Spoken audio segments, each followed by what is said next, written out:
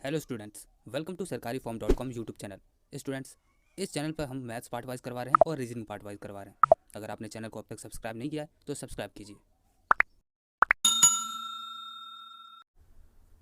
Question number 1 है हमारा, पानी से भरे पात्र का वजन 60 किलोग्राम है। यदि इसे आधा भरा जाता है तो इसका वजन 40 किलोग्राम हो जाता है। खाली पात्र का वजन कितना है? तो बहुत ही सिंपल क्वेश्चन है और थोड़ा ट्रिकी भी है। तो सबसे पहले एक बार क्वेश्चन पढ़ के समझ लेते हैं कि क्या कह रहा है। देखिए, पानी से भरा एक पात्र है, ठीक है। पानी से भरा एक पात्र मतलब एक बर्तन है जिसके अंदर पूरा पानी भरा है और इसका जो वज़न है वो 60 किलोग्राम है। तो अभी ये जो है वो 60 केजी का है। कितने केजी का है? 60 केजी, 60 किलोग्राम। यदि इसे आधा भरा जाता है तो इसका वज़न 40 किलोग्राम हो जाता है। अब इसी बर्तन में अगर हम आधा तक पानी भरे, यहाँ तक, ठीक है, यहाँ तक पानी भर दिया, तब इसका वज़न होता है 40 किलोग्राम। तब खाली पात्र का वजन कितना होगा, मतलब सिर्फ बर्तन का वजन कितना होगा? तो अब ये देखिए कि यहाँ तक जब पानी भरा जाता है आधा, तब 40 किलोग्राम होता है। तब इस खाली जगह में, जो खाली जगह है उसमें कितना पानी आ सकता है? इस खाली जगह में, 20 किलोग्राम पानी आएगा, क्योंकि पूरा जब 60 होता है तब इस खाली जगह में 20 ही तो आएगा, जब तो पूरा 60 बैठेगा। 40 और 20 60। तो हम क्या करेंगे कि 60 में से 40 घटा देंगे, खाली जगह का पानी कितना आएगा ये निकालने के लिए। तो 20 किलोग्राम आया। तो 20 किलोग्राम पानी इस खाली जगह में आ सकता है, ये जो खाली जगह दिख रही है आपको। अब क्या करेंगे, 20 किलोग्राम तो पानी आ सकता है उसमें एक्स्ट्रा। अब आधे पानी का वजन है ये, आधे पानी का वजन 20 किलोग्राम निकला।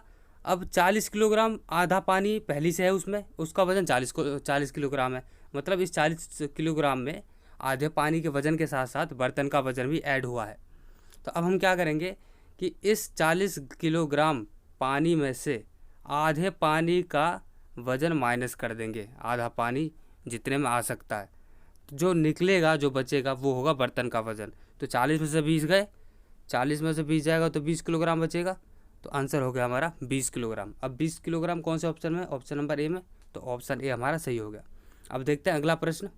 क्वेश्चन नंबर 2 है हमारा, एक वस्तु को 1195 रुपये में बेचने पर जितना लाभ होता है उतनी हानि उसे 963 रुपये में बेचने पर होती है।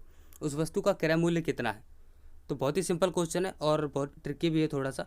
तो सबसे पहले क्वेश्चन को समझते हैं कि क्वेश्चन में क्या कह रहा है। क्वेश्चन आप जब पढ़ के समझोगे जब ही आपको सही तरीका पता लगे करने का, इसे सॉल्व कैसे करते हैं। तो देखिए क्वेश्चन समझते हैं। एक वस्तु है, उसे 1195 रुपये में बेचा जाता है तो उसे लाभ होता है, और 963 रुपये में अगर बेचा जाता है तो उसे हानि होती है। लेकिन ये लाभ और हानि दोनों बराबर होती है, ठीक है। जितना लाभ होता है उतनी हानि होती है। तब उसका क्रय मूल्य मतलब सीपी निकालना है, कितने में उसे खरीदा गया था, कितने रुपए में। अब देखिए ऐसे क्वेश्चनों में क्या करते हैं, जब ये कहा जाता है कि जितना लाभ हो रहा है उतनी हानि हो रही है बेचने पे, तो इसका एक फॉर्मूला है इस प्रकार के क्वेश्चन को सॉल्व करने का, कि बस आपको ये दोनों सेलिंग प्राइस जो होते हैं, जितने में बेचा जाता है वस्तु को, दोनों अलग अलग को ऐड कर दिया जाता है। दोनों सेलिंग प्राइस को क्या कर देंगे आप? ऐड कर देंगे। 1195 को और 963 को ऐड करने के बाद इसे 2 से डिवाइड दिया जाता है और जो आंसर आता है वही होता है सीपी। सीपी निकालने का ये फॉर्मूला है, इसे आप याद रख लेना कि जब भी इस प्रकार के प्रश्न दिए हो कि जितने में जितना लाभ हो रहा हो उतनी हानि हो रही हो बेचने पर, तब समझ जाना कि दोनों हमें एसपी सेलिंग प्राइस को जोड़ करके उसका हाफ कर देना है। तो उससे क्या निकल जाएगा? उसका क्रय मूल्य निकल जाएगा, यानी सीपी निकल जाएगा। तो अब हम जोड़ते हैं इन दोनों को। तो जोड़ेंगे 5 और 3 8, 9 6 15 का 5 हासिल 1, 9 1 10 11 का 1 हासिल लगा 1 और 2। तो 2158 आया। 2158 को हम 2 से डिवाइड कर देंगे, आधा कर देंगे, मतलब इसका 2 धाम 20 और 2 सत्ते 14 और 1 2 नेम 18। तो 1079 रुपये आया। तो 1079 कौन से ऑप्शन में? ऑप्शन नंबर डी में। तो ऑप्शन नंबर डी हमारा सही हो गया, ये इसका सही आंसर है। तो चलिए अब देखते हैं अगला प्रश्न। क्वेश्चन नंबर 3 हमारा, एक पिता अपने पुत्र से उम्र में 5 गुना है। 15 वर्ष बाद वह अपने पुत्र से उम्र में 2.5 गुना हो जाएगा। पिता की वर्तमान आयु क्या है? तो बहुत ही सिंपल क्वेश्चन है, लेकिन अगर आप इसे इक्वेशन बना के सॉल्व करोगे तो आपको बहुत टाइम लग जाएगा। तो इसीलिए हम क्या करेंगे, हम इसे ऑप्शन के थ्रू सॉल्व करेंगे। तो ऑप्शन के थ्रू सॉल्व कैसे करेंगे, देखिए। अब इस क्वेश्चन में पूछा क्या गया है, पिता की वर्तमान आयु क्या है, मतलब पिता की वर्तमान आयु पूछी है। तो जो आंसर दिया होगा वो क्या दिया होगा? पिता की वर्तमान आयु दी होगी। तो सबसे पहले हम पिता की वर्तमान आयु 35 वर्ष मान लेते हैं। ऑप्शन ए को चेक करेंगे ऑप्शन ए सही है या नहीं है। तो मान लेते हैं पिता की वर्तमान आयु जो है वो अभी 35 वर्ष है। तो पुत्र की आयु क्या हो जाएगी, तो पिता अपने पुत्र से उम्र में 5 गुना है। तो ये किसका 5 गुना है, 35 किसका 5 गुना है, 7 का होता है 5 गुना। तो पुत्र की आयु 7 वर्ष हो जाएगी, क्योंकि 7 को 5 से मल्टीप्लाई करेंगे, मतलब 7 का 5 गुना करेंगे तो ही तो 35 आएगा। तो जो पुत्र की आयु हो जाएगी वो 7 वर्ष हो जाएगी। ठीक है, अब 15 वर्ष बाद, तो इसमें 15 ऐड करना होगा मुझे 15 साल आगे ले जाने के लिए। तो 35 में जब 15 ऐड करेंगे तो कितना हो जाएगा, 30 10 40 10 50, तो 50 वर्ष हो जाएगी 15 वर्ष बाद। जो पिता की आयु है वो 15 साल बाद 50 वर्ष हो जाएगी। इसी तरह से जो पुत्र की आयु है वो 15 वर्ष बाद 22 वर्ष हो जाएगी। मैं साथ में 15 जोड़ दूंगा तो 15 साल बाद निकल जाएगी आयु।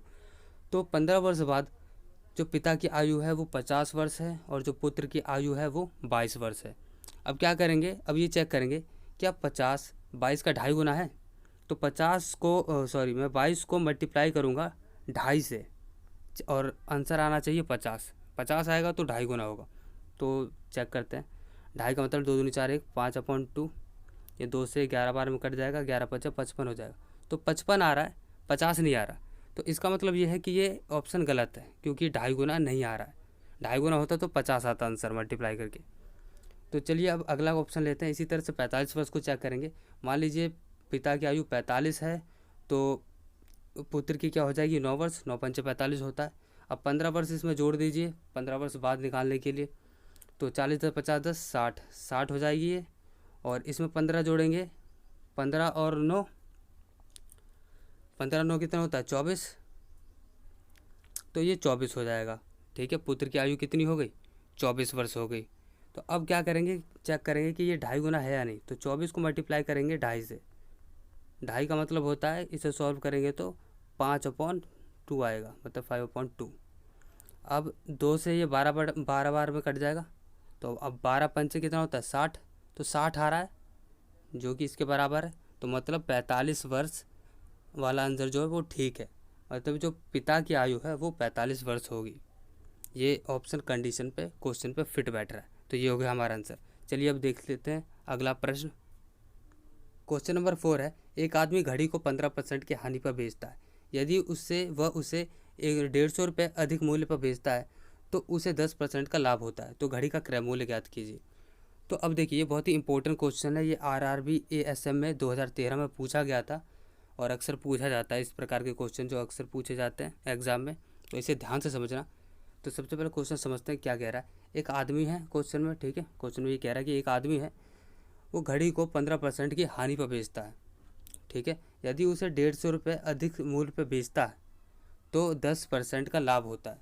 अगर वो उसे 150 रुपये बढ़ा करके बेचता है तो 10% का लाभ होता है। तो उसका क्रय मूल्य क्या है। तो देखिए इस प्रकार के क्वेश्चन को कैसे करते हैं, आप घड़ी का जो मूल्य है उसे 100% ले लोगे। कितना ले लोगे 100%। ठीक है, तो उसे 15% की हानि पे बेचता है। ठीक है, 15% के लॉस पे बेचता है, मतलब 100 में से कितने पे बेचता है 85% पे वो बेचता है। 15 माइनस करना पड़ेगा इसमें से।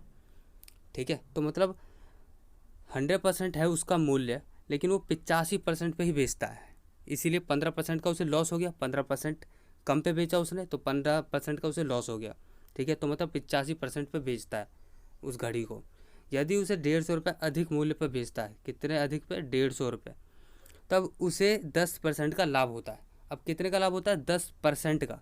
तो पहले तो उसका मूल्य था 100%, अब कितना है 10% लाभ हो रहा है उसे, तो 10% ऐड हो जाएगा इसमें उसके मूल्य में। मतलब अब टोटल उसके पास बेचने के बाद कितना बचा 110% हो जाएगा। ठीक है, तो ये कितना, अब ये पहले 85 से कितना बढ़ गया 110 बढ़ गया, तो कितने की वृद्धि हुई है 85 से 110 बढ़ गया, तो कितने की वृद्धि हुई है इसमें कितने की वृद्धि होगी माइनस कर देंगे हम। तो 10 में से 5 गया 5, और फिर 10 में से 8 गया 2, तो 25% बढ़ा है। ठीक है, 25% बढ़ा है। अब ये जो 25% है जो वृद्धि हुई है वो 150 के बराबर होगी। कितने रुपए के बराबर 150 रुपये के बराबर। तो 100% निकालने के लिए क्या करेंगे, सबसे पहले 1% निकालेंगे। 1% कैसे निकलेगा 150/25, इसके नीचे 25 चला जाएगा यहाँ से, यहाँ से 25 इसके नीचे चला जाएगा तो यहाँ 1 बचेगा, तो 1% निकल गया। अब इसी तरह से 100% निकालना है तो मुझे दोनों तरफ 100 से मल्टीप्लाई करना पड़ेगा। तो मैं यहाँ पे 1 को मिटा के यहाँ पे मैं 100 लिख दे रहा हूँ। ये मान लीजिए मैंने दोनों तरफ 100 से मल्टीप्लाई कर दीजिए, तो यहाँ 100% की वैल्यू अब निकल जाएगी हमारी। तो अब बस इसे सॉल्व करना होगा मुझे। अब कैसे करेंगे सॉल्व, ये देखिए 25 से कम 25, 25 चौक 100, 4 बार में कट गया। अब 4 को मल्टीप्लाई कर देंगे हम 150 से, तो 15 चौक 60 होता है। आंसर आ गया हमारा 600 रुपये। तो 600 रुपये कौन सा ऑप्शन है, ऑप्शन नंबर बी। तो ऑप्शन नंबर बी हमारा सही है। Hello students, welcome to sarkariform.com YouTube channel. Students, इस चैनल पर हम मैथ्स पार्ट वाइज करवा रहे हैं और रीजनिंग पार्ट वाइज करवा रहे हैं। अगर आपने चैनल को अब तक सब्सक्राइब नहीं किया है तो सब्सक्राइब कीजिए